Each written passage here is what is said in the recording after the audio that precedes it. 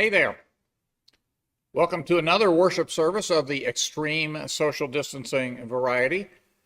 I'm Kleber Van Zandt, minister of the Unitarian Universalist Congregation of Venice, where we strive to be a beacon of liberal religion for Florida's Sun Coast and a refuge for all who seek a welcoming community, no matter your color, creed, ability, or class, no matter who you love, your gender expression, your political affiliation, or your religious belief. Here we celebrate our differences as we learn from one another. If you'd like to know more about this congregation and its many opportunities for learning, growth, and connection, you can peruse our calendar and announcements on Facebook or on our webpage at uucov.org. If you're watching this on YouTube, please remember to like this video by hitting the thumbs up icon below. Leave us a note down there in the comments section and click the subscribe button on our YouTube channel. COVID-19 has hit many nonprofit budgets hard, and this congregation is no different. Please consider clicking the donate button on our website and giving as generously there as you can. This continues to be a difficult time for many of us and our neighbors, and we hope you'll find something in this service that speaks to you and maybe lifts you up or challenges you in ways that lead to spiritual reflection and personal growth. We're glad you've chosen to join us. Welcome to church today. Our prelude begins our service.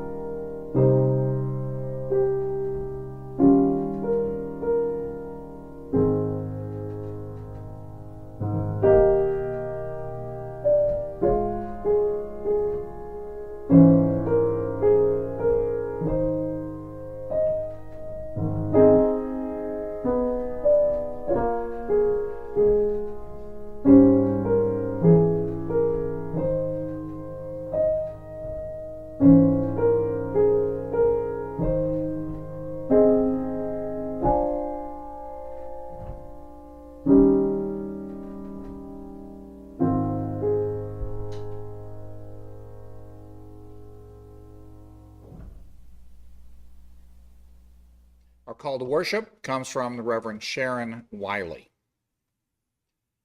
It is said that ministers are here to comfort the afflicted and afflict the comfortable. I say we are all afflicted and we are all comfortable. May our time together this morning be a comfort and a confrontation. May we here find peace in times of tumult. May we here find tumult in lives of peace. May we here find calm in times of restlessness. May we here allow restlessness to evolve into action. Let this be the place you consider what you've never considered. Let this be the place you imagine for yourself something new and unthinkable.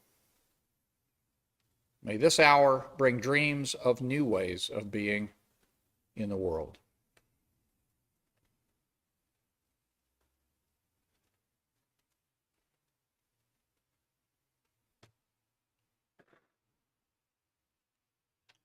Let us worship together. Our hymn is "We Sing of Golden Mornings," the lyrics of which come from Ralph Waldo Emerson.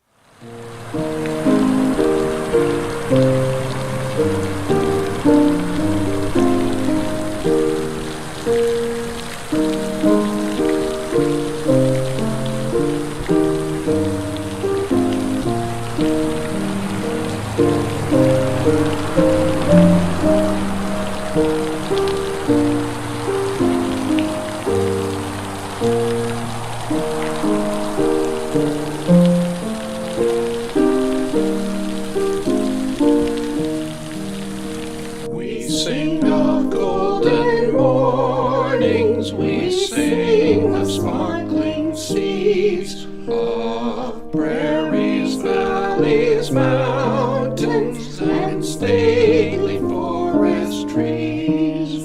We sing of flashing sunshine and life-bestowing rain, of birds among the branches and springtime come again. We sing the heart courageous, the youthful eager mind. We sing of hopes undaunted, of friendly ways and kind. We sing the roses waiting beneath the deep wild snow. We sing the earth's great splendor, whose beauty round us glows. Our children have their own religious education class by Zoom each Sunday at 10 a.m. If you'd like to attend or help your child to attend, login information can be found on our website at uucov.org or on our Facebook page. This week, we have a YouTube piece from the Washington, D.C. singer-songwriter named Leah, who is speaking with her children about stillness. Quiet moment, quiet me, quiet in the midst of all I see, a swirling, changing world, but I am still. Quiet moment, quiet me, quiet in the midst of all I see, a swirling, changing world, for now I still. So, is it easy or difficult to be still? Difficult. It's difficult? Why?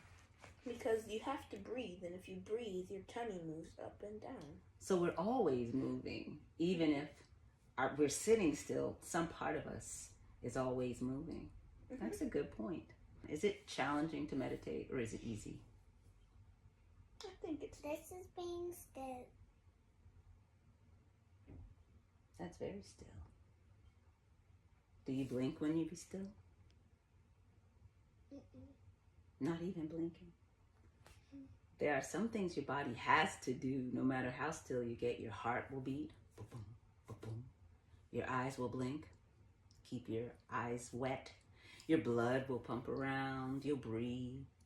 But you can calm down so that your breath and your heartbeat are part of your experience of being still, listening for your breath and seeing if you can perceive the beat of your heart. What about being still without you breathing?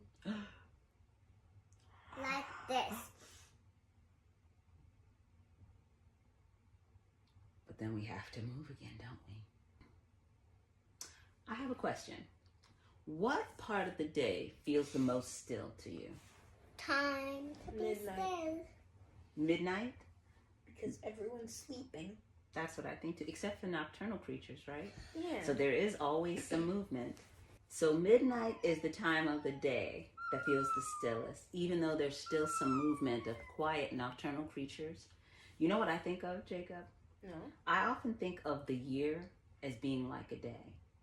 I think of the spring as being the morning when everything's coming awake, and then summer is like noon when everything's in high energy, and then fall is the evening, Where everything's starting to slow down. right? And winter, Is the night. and that's a time when it's most still.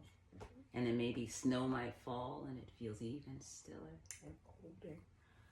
Quiet moment, quiet me, quiet in the midst of all I see, a swirling, changing world, but I am still. Our meditation begins today with a piece from the Reverend Victoria Safford, minister of White Bear Unitarian Universalist Church, Matomedy, Minnesota.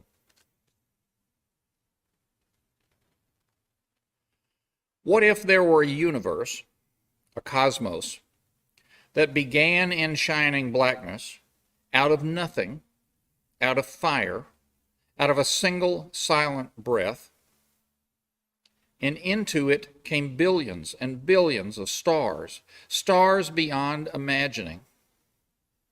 And near one of them, a world, a blue-green world, so beautiful that learned clergymen could not even speak about it cogently, and brilliant scientists, in trying to describe it, began to sound like poets, with their physics, with their mathematics, with their empirical, impressionistic musings.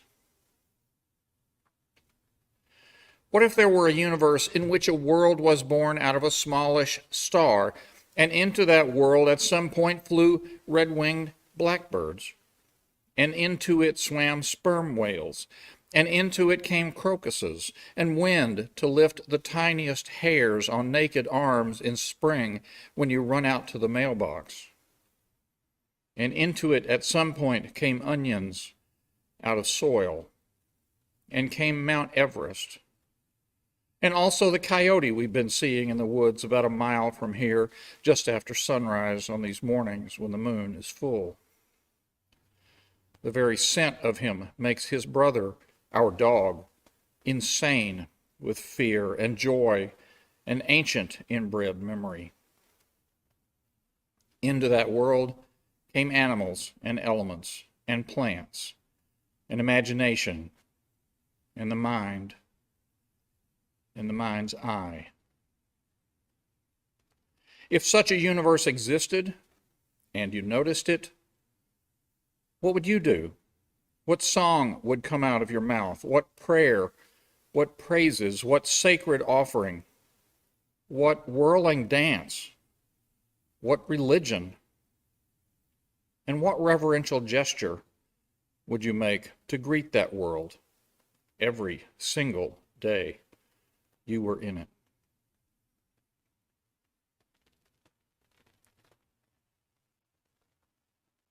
We lift up those in this community who face change, challenge, or loss this day as we hold within our hearts all who suffer. And now we pray, each in our own ways, into the silence.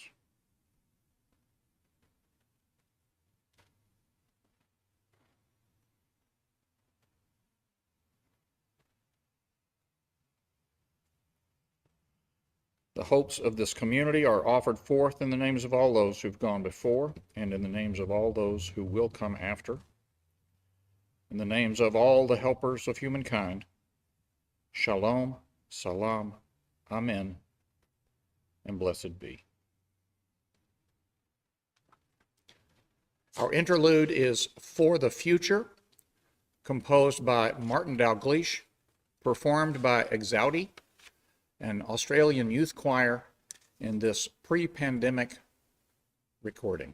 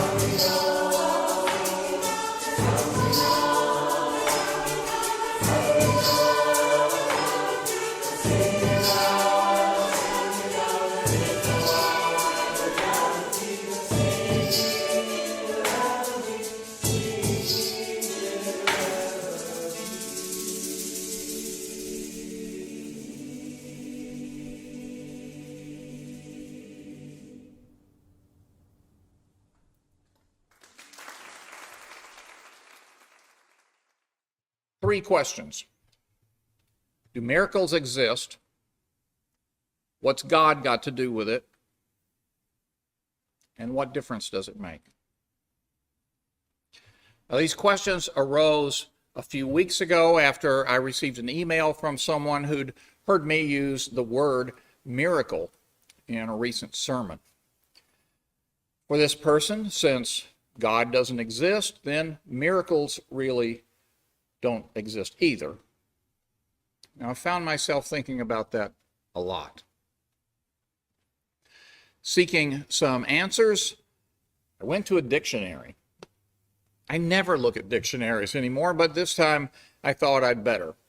Well, the first definition of miracle in the American Heritage Online Dictionary is an event that appears inexplicable by the laws of nature and so is held to be supernatural in origin.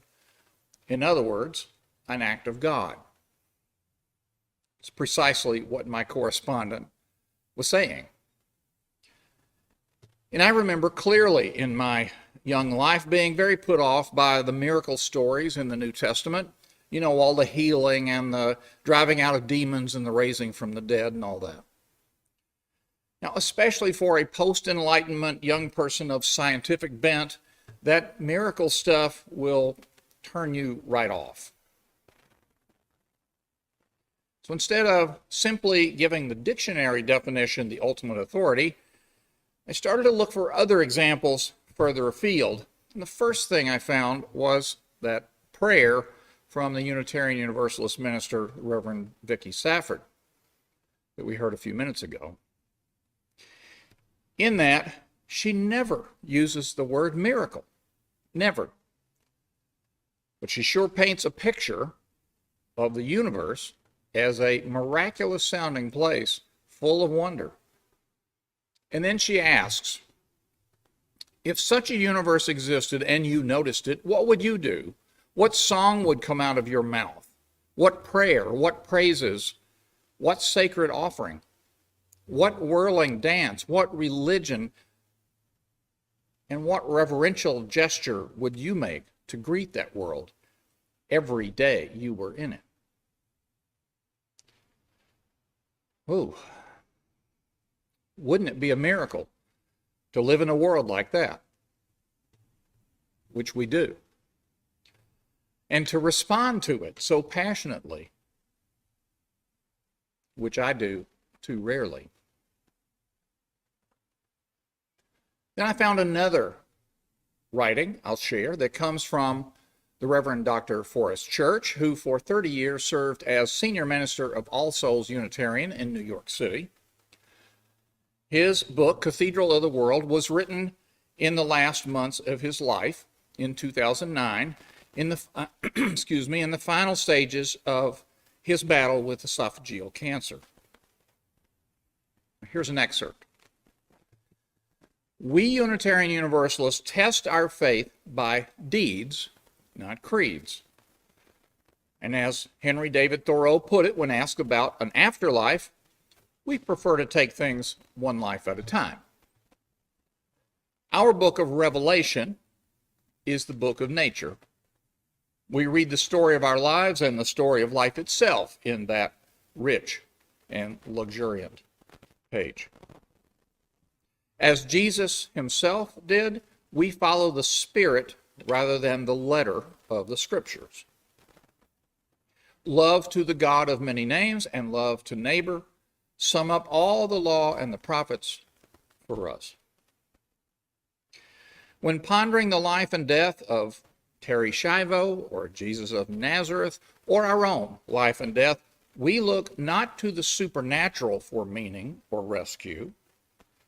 Instead, we peer through life's veil for a glimpse of the super in the natural, that our lives may be touched by awe and blessed by grace.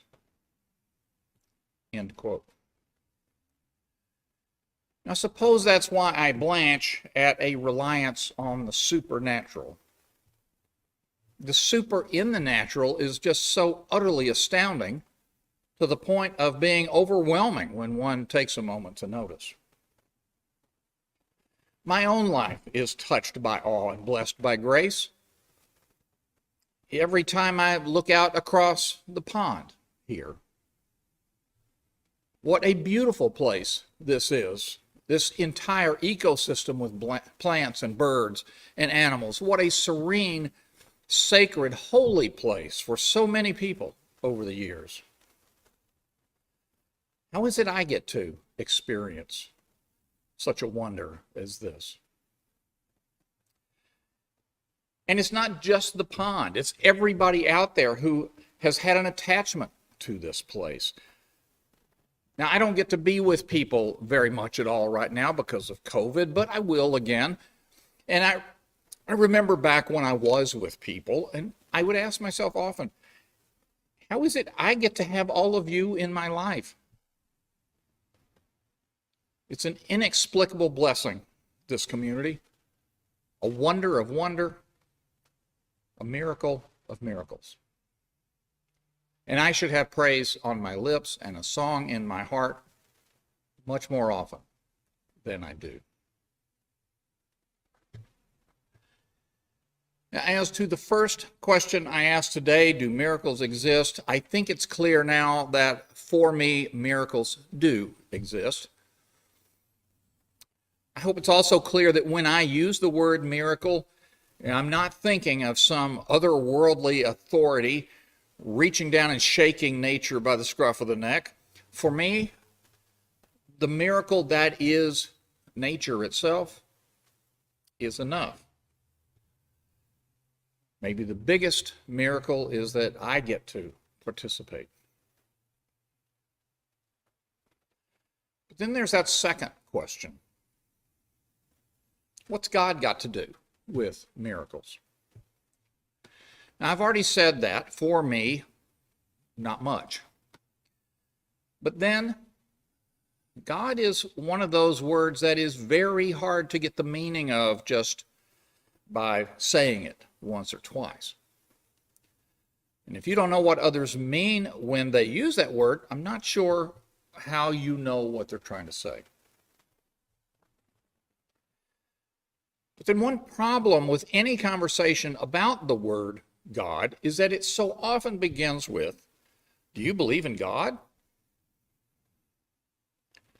I don't find that a particularly helpful question, whether you believe in something or don't, especially when you still don't know what that word even means for them.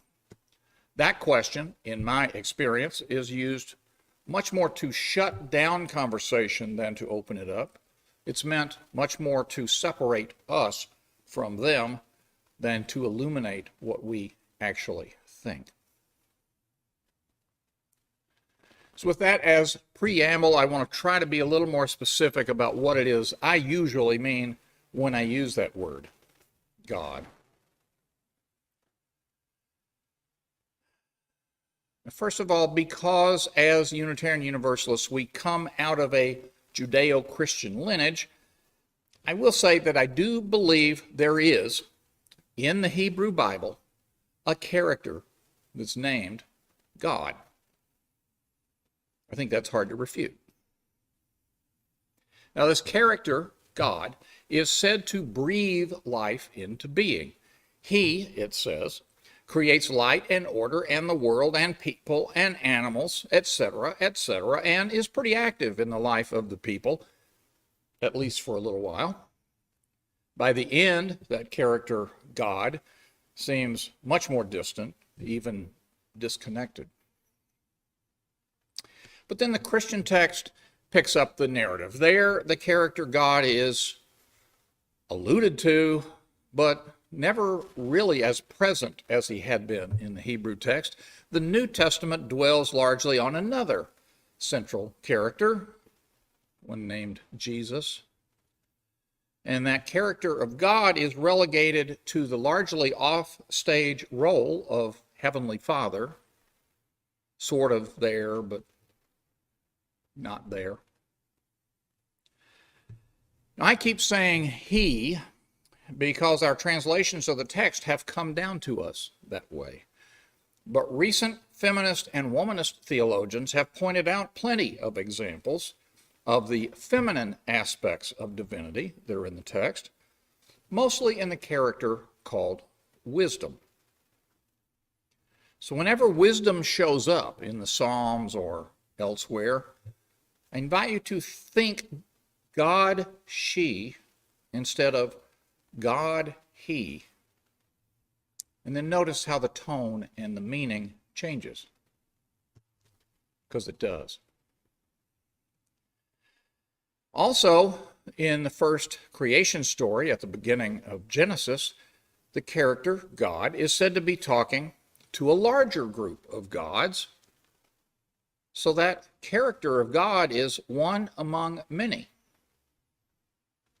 And that's just one quick example of God, them, to add to God, he, and God, she. But you know, we don't need the biblical text to talk about the word God. In fact, I find that always hearkening back to the biblical character named God limits our ability to imagine more freely what the word God might mean. So, let's step out of the biblical box and talk theologically and philosophically for just a moment. Now, there is out there a set of beliefs generally known as pantheism, that rather than the world being separate and apart from that old bearded white guy in the sky, says that reality is identical with divinity, that the universe and the powers that run it are one. Just a couple of names to remember. Giordano Bruno, a Dominican monk who lived in the latter half of the 16th century, refuted Aristotle's claim that the universe was finite. Instead, he said the universe is infinite. It's populated by numberless solar systems. You could read numberless galaxies. And the universe is itself the manifestation of the absolute principle he knew as God. Although he sounds to me like he knows what he's talking about, Bruno was burned at the stake in 1600, upside down, for that little heresy. Soon after, in the mid-17th century, the philosopher Baruch Spinoza floated the idea that the word God described the unity of all substance. Again, as right as that idea sounds to me, Spinoza was drummed out of his Sephardic community in Amsterdam for expressing such a pantheistic view. More recently, in the early 20th century, Albert Einstein agreed with Spinoza that the universe is a unity. Any belief in a personal God separate from the universe, Einstein said, was naive. And then in the latter half of the last century, the science teacher and communicator Carl Sagan said he believed in the God of Spinoza and Einstein, a God not behind nature, but as nature, and equivalent to it. So, claims for the truth of a pantheistic view of the universe come with a fairly decent pedigree. Now, that doesn't make them right necessarily. It just means we're in good company if we're thinking that way. All that is to say that if and when I ever think about the meaning of that pesky little word, God, whenever I have occasion to consider or even debate the concept of God, this is usually where I come down.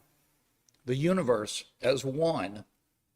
The forces that spin the electrons in their paths around a nucleus and the planets in their paths around the sun, if not the same forces, then part of the greater whole, and all part of the great mystery and marvel that is the universe. And the funny thing is, You don't have to believe in those forces of the universe to be controlled by, or more correctly, to be part and parcel of those forces.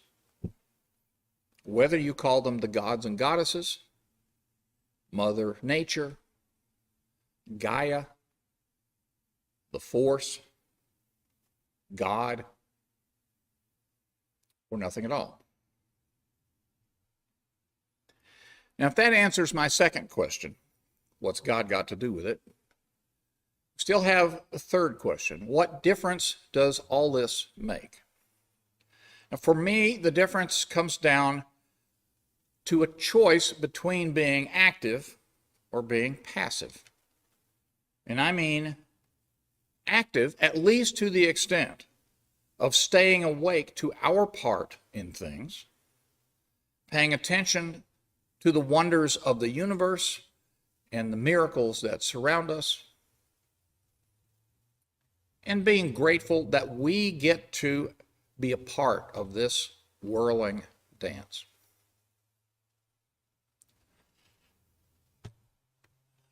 The last year has been a hard one.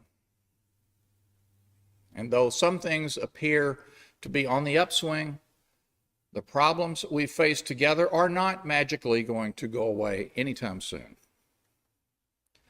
That means we might have to work a little bit harder to notice the things that we ought to be grateful for. This life is an inexplicable blessing, a wonder of wonders, a miracle of miracles. And we could certainly stand to have praise on our lips and a song in our heart more often than we do. So may it be. Our hymn is All Beautiful, the March of Days, the first and last verses.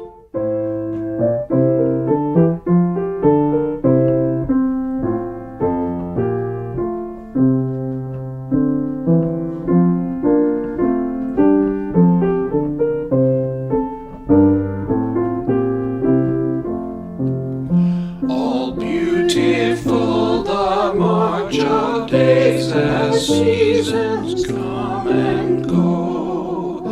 The hand that shaped the rose hath wrought the crystal of the snow, hath sent the hoary frost of heaven, the flowing waters sealed, and laid a silent loveliness on hill and wood and field.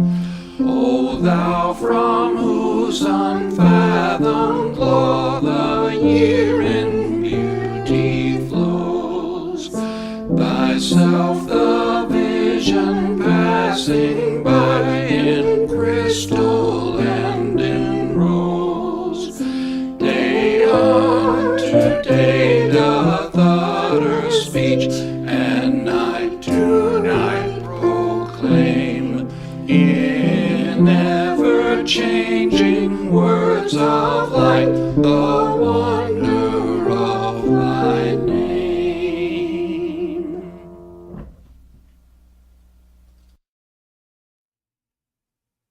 And now a benediction from Gates of Prayer, a Jewish prayer book. Days pass and the years vanish, and we walk sightless among miracles. Great Spirit, fill our eyes with seeing and our minds with knowing. Let there be moments when your presence, like lightning, illumines the darkness in which we walk. Help us to see, wherever we gaze, that the bush burns unconsumed, and we, clay touched by God, will reach out for holiness and exclaim in wonder, how filled with awe is this place, and we did not know it.